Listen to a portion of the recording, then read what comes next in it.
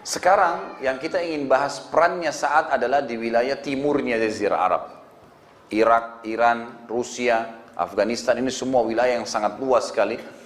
Ini dulu negara adikuasa, Persia. Terkenal orang-orang Persia ini dulu sangat kuat, postur tubuh yang besar, dan mereka penyembah api. Diutuslah seseorang yang bernama Asim, dan juga diikuti oleh Qais bin Zurara radhiyallahu anhu. Ini sahabat-sahabat Nabi semua ya. Maka sempat begitu ketemu dengan Kisra, kata Kisra, apa yang membuat kalian datang ke wilayah kami? Membawa pasukan kalian ke sini. Kata Asim, dan di sini keluarlah sebuah hukum syar'i berhubungan dengan jihad. Dia mengatakan, kami datang ke sini untuk menerapkan hukum Allah pencipta langit dan bumi. Kalau kalian menerima hukum Allah itu, agama Allah itu, kami tinggalkan kalian dengan kerajaan kalian. Dan kami cuma meninggalkan kitabullah dan sunnah nabinya. Itu saja. Artinya kami tidak akan ganggu. Yazdajar, kau tidak akan jatuh dari jabatanmu. Karena memang begitu dalam Islam. Pemimpin perusahaan pun kalau masuk Islam, tetap dia dengan perusahaannya. Raja negara tetap jadi raja. Tapi dia sudah mengubah prinsip hidupnya, pedoman hidupnya kepada Al-Quran dan Sunnah. Maka ini prinsip dasar dalam jihad. Jadi kami datang untuk itu. Kalau kalian menerima, maka kami biarkan kalian dan kami tinggalkan kalian dengan kitabullah dan sunnahnya. Kata Yazdajar, kalau kami menolak, kata si Asim, kalian harus membayar jizyah. Lalu dia mengatakan, kalau kami menolak, kata Asim, kepalamu akan melayang dengan pedang-pedang kami. Kalimat yang tidak pernah Yazdajar dapat ancaman seperti itu. Sementara lawannya saja, wilayah Romawi, yang waktu itu yang menguasai setengah dunia yang tersisa, Persia menguasai setengah yang lainnya, tidak pernah berani menulis ataupun berkata itu kepada Yazdajar, karena Yazdajar raja yang sangat kuat. Maka Yazdajar ini pun marah, sambil mengatakan, kalau bukan karena utusan tidak dibunuh, saya akan bunuh kalian. Dia menghina, dia bilang, saya tidak pernah menemukan di muka bumi kaum yang lebih hina, miskin, dan bodoh seperti kalian. Orang-orang Arab maksudnya. Kalau ada wilayah kami di pelosok-pelosok yang kami anggap tidak perlu, kami menyuruh pemimpin-pemimpin wilayah kami yang terendah itu untuk mengatasi dan mengurusi masalah-masalah kalian. Kalau kedatangan kalian kepada kami karena kalian gurur ini percaya diri yang berlebihan, maka kalian salah tempat. Dan kalau kalian karena kelaparan, maka kami berikan kalian makanan dan menunjuk salah satu dari kalian untuk menjadi raja kalian, lalu kemudian kami berikan kepada kalian pakaian, makanan, sudahlah, pulang aja.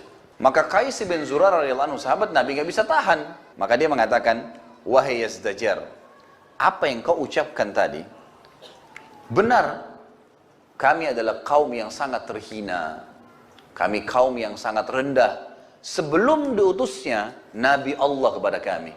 Tapi sekarang setelah Nabi Allah datang, Allah muliakan kami dengan agamanya, kami mulia hidup di atas ajarannya, dan kami akan menerapkan agama ini sampai kami mati atau kalian yang mati. Maka pulanglah mereka ini. Lalu kemudian Yazdajar ini penasaran, dia kirim surat, dia sampaikan kepada Rustum. Rustum ini panglima perangnya dia. Rustum ini ahli perang, bertahun-tahun, sudah puluhan tahun, itu selalu memenangkan peperangan melawan Rum. Pasukan yang sangat kuat pada saat itu. Lalu dia tahu strategi dan dia tahu orang perang. Orang yang perang itu sangat sulit dikalahkan kalau penuh dengan semangat. Rustum mempelajari pribadi-pribadi orang-orang muslim ini, itu penuh dengan semangat perang. Memang mau mengalahkan. Dan ini pasukan yang sulit untuk dikalahkan.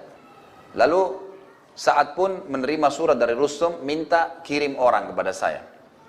Saat kirim Mughirah bin Syu'bah radhiyallahu anhu, sahabat Nabi yang mulia, Mughirah datang. Negosiasi, Rustum mau tahu nih, apakah semua orang muslim sama, tawarkan Islam, atau tidak jizyah, kalau tidak perang. Datang Al-Mughirah sama aja. Rustum penasaran, dikirim pulang. Baiklah, utus kepada kami orang lain lagi, seminggu kemudian. Maka pada saat itu dikirimlah satu sahabat Nabi yang unik. Ini yang saya ingin titikberatkan kisahnya, Rub'i Ibn Amir radhiyallahu anhu. Ini sahabat, saya kalau baca ceritanya luar biasa gitu. Sahabat ini, Rub'i ini adalah orang Badui dari padang pasir. Ciri-cirinya begini, disebutkan ciri-cirinya. Rub'i ini seorang Badui yang mengenakan baju dari kain yang kasar, tidak punya baju besi. Senjatanya sederhana, orangnya pendek, imamahnya yang dia pakai di kepalanya, tali lilitan yang digunakan untuk tali ikat keledainya. Dia pakai keledai, bukan pakai kuda ya. Kemudian dikatakan rambutnya ikal panjang, keriting. Jadi orang Arab Badui asli gitu. Sebagian athar menyebutkan dia meletakkan di kepalanya panci yang dia pakai masak. Jadi ini sebagai tameng istilah gitu. Ini unik sekali gitu. Tapi apa alasannya kenapa saat kirim rubi'i? Ternyata kasusnya adalah satu lagi, karena masalah keyakinannya. Jadi saat mengirim ini, bukan orang-orang yang gampang negosiasi, gampang terpengaruh dengan harta, atau wanita. Dan subhanallah, Allah berikan taufik saat memilih rubi'i, tepat setelah Al-Mughirah. Jadi ternyata pada saat Al-Mughirah pulang tadi, Rustum memerintahkan, dia bilang saya akan undang satu orang lagi di antara mereka untuk memastikan apakah sama konsepnya. Tapi saat ini agak berbeda. Semua pasukan, semua dayang-dayang harus pakai baju yang paling mewah, yang warnanya keemas-emasan. Bahkan ada riwayat mengatakan pakai emas. Ada singgasana khusus Rustum ini emas semua. Kuda yang dia pakai untuk mengantarnya ke singgasana, lapisan pelananya emas. Semuanya serba emas. Karpet ditebar dari pintu gerbang sampai ke pintu masuk. Diletakkan dayang-dayang yang paling cantik. Lalu setelah selesai persiapan ini, maka Rustum kirim surat lagi kepada Sa'ad, kirim kepada saya satu orang lagi. Sa'ad mengirim rubi'i. Begitu rubi'i tiba, pengawal-pengawal Rustum tidak percaya. Ini utusannya gitu. Kata mereka begitu rubi'i datang, ditanya, kau utusan? Dia bilang, iya, saya utusan. Kata mereka pertama kali adalah, kau harus sujud dulu, ruku atau sujud, tundukkan kepala kamu kepada Rustum sebelum masuk ke istana. Semua orang masuk ke istana ini harus ruku. Rubi'i tersenyum, dia turun, dicabut pisaunya dia bawa pisau. Kebetulan di situ di pintu gerbang itu ada karpet yang ditaruh, memang karpetnya bagus gitu. Memang untuk menggoda ini. Sama Rubi'i dia nggak jawab dulu, diambil dipotong karpet itu. Diambil ditaruh di tempat pelana dia duduk. Itu dulu yang dia lakukan, belum buat apa-apa yang ditaruh. Begitu dia taruh di atas pelana, kemudian dia balik ke mereka. Dia bilang, yang undang saya kalian, jangan saya yang ikut. Kalian ikut saya tidak mau sujud kecuali kepada Allah. Tapi ambil dulu barangnya ini. Menunjukkan penghinaan, ini bukan mencuri ya, tapi ini memang peperangan, ini lain. Gak mau ruku ini orang, gak mau tunduk. Dan ini orang Arab Badui, orangnya keras-keras susah. Mau disuruh bagaimana kalau kita bunuh, gak berhasil targetnya. Karena target kan mau diperlihatkan di dalam, dayang-dayang, emas, segala. Mau digoda nih ceritanya gitu. Sudah kata Rustum begini aja, pintu gerbang, kalau dia nanti kamu bukain sedikit saja. Supaya dia kalau masuk, dia harus tunduk. Harus buat begitu. Rubi'i subhanallah, Allah kasih kecerdasan. Dia lihat, dia sudah tahu, oh tadi perintah suruh ruku, ini disuruh ruku juga ini. Rubi'i buat unik, dia turun dari keledainya, dia balik dirinya, dia balik keledainya, lalu dia masuk dengan pantatnya. Jadi dia sama keledainya ditarik sama dia, masuk mundur. Jadi tadinya dia disuruh ruku, dia malah hinain Rustum gitu. Udah dia masuk, setelah masuk pintu gerbang, dibalik keledainya, dinaik di atasnya. Ini biasanya keledai ditaruh di depan. Ini nggak dipakai sama dia, masuk. Jadi karpet yang tebal ini diinjak sama dia, diinjak sama keledainya ya. Keledai dalam kondisi kotor ini, dan jalan. Setiap dia lewat, tombaknya ditarik-tarikin di atas karpet tuh. Jadi sobek-sobek karpetnya. Wah, dia jalan terus ditarik. Ini pemandangan ini disaksikan oleh orang-orang, tapi mereka tahu Rustum tidak instruksikan suruh bunuh, ini nggak bisa dibunuh orang ini, utusan. Begitu dia masuk, dibukain pintu gerbang, singgasana di sana ada Rustum duduk.